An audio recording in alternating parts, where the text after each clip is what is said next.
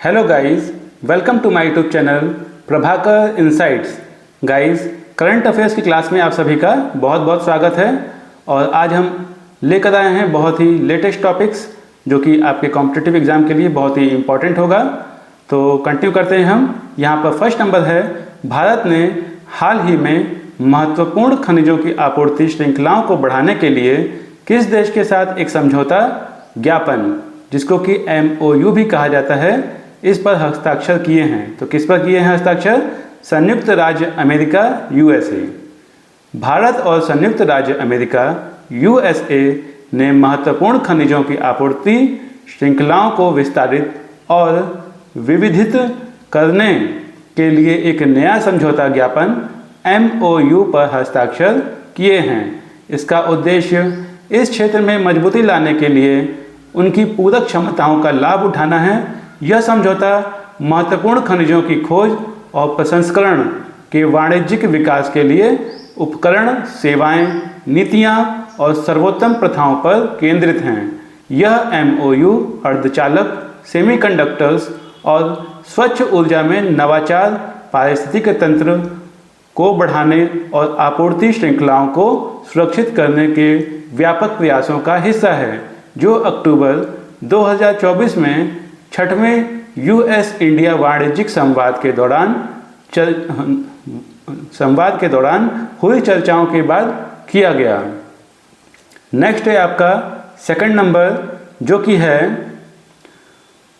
बोडो नैफम और बोडो ओंडला, जिन्हें भौगोलिक संकेत जियोग्राफिकल इंडिकेशंस टैग प्राप्त हुआ है, किस राज्य से हैं? तो यह असम राज्य से हैं। ठीक है, इसका भी हम डिटेल देख लेते हैं। चेन्नई में भौगोलिक संकेत रजिस्ट्री, जिसको कि जियोग्राफिकल इंडिकेशंस रजिस्ट्री भी कहा जाता है, ने असम के 8 उत्पादों को GI टैग प्रदान किया है, जिनमें बोडो नैफम और बोडो ओंडला शामिल है।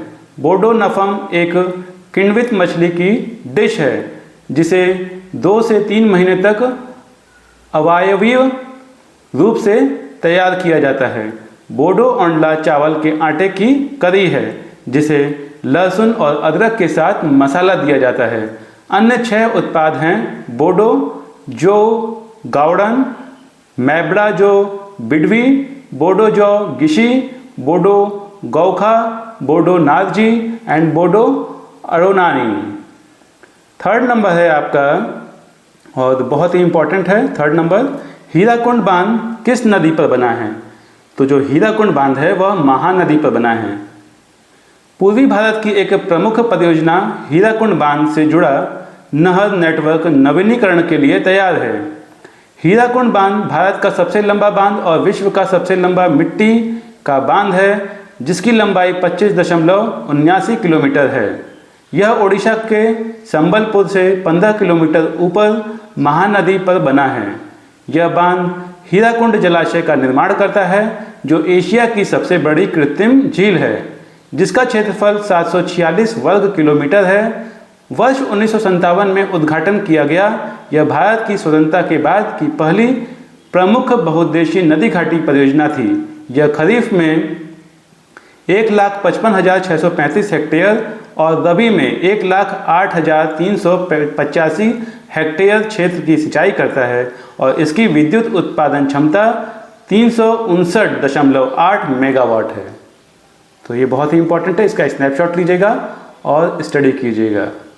ओके गाइस, आ गए हम फोर्थ नंबर पर, जो कि SpaceX द्वारा हवा में रॉकेट पकड़ने के लिए उपयोग की जाने वाली संरचना का क्या नाम है?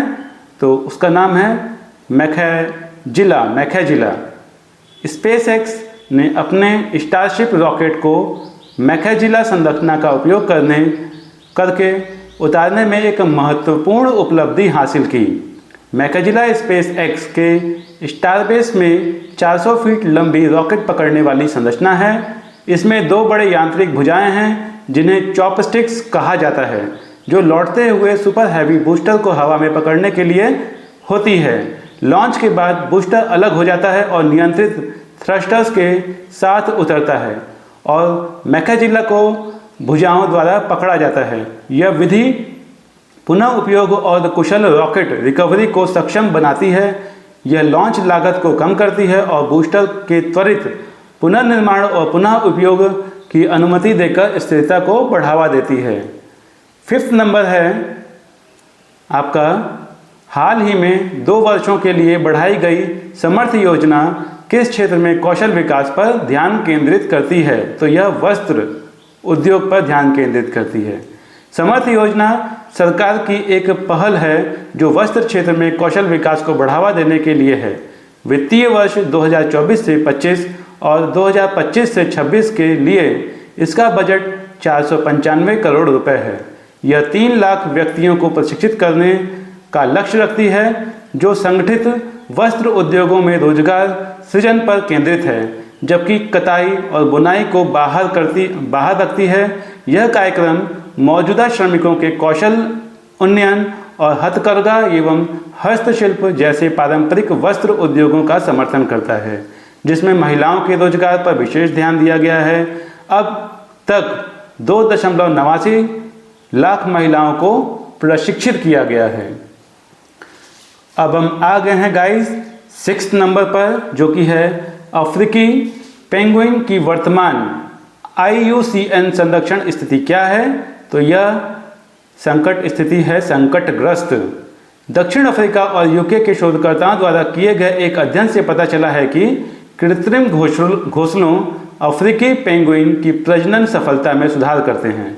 अफ्रीकी पेंगुइन के पास एक काली पट्टी होती है, उनकी छाती पर विशेष काले धब्बे होते हैं और उनकी आंखों के ऊपर गुलाबी ग्रंथियां होती हैं जो गर्म होने पर अधिक गुलाबी हो जाती हैं। नर मादा से बड़े होते हैं और उनकी चोंच भी बड़ी होती है।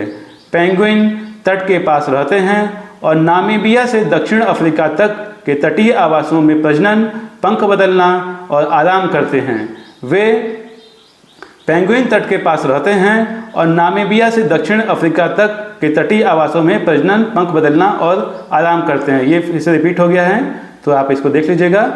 ठीक है गाइस, वे प्राकृतिक रूप से गुआनो बुरोज में प्रजनन करते हैं और जो उन्हें गर्मी से बचाते हैं। वे सार्डिन और एनकोवी पर भोजन करते हैं। उनका औसत जीवन काल 20 वर्ष होता है। IUCN उन्हें वैश्विक तापमान वृद्धि से होने वाले आवासीय खतरों के कारण संकटग्रस्त के रूप में सूचीबद्ध करता है।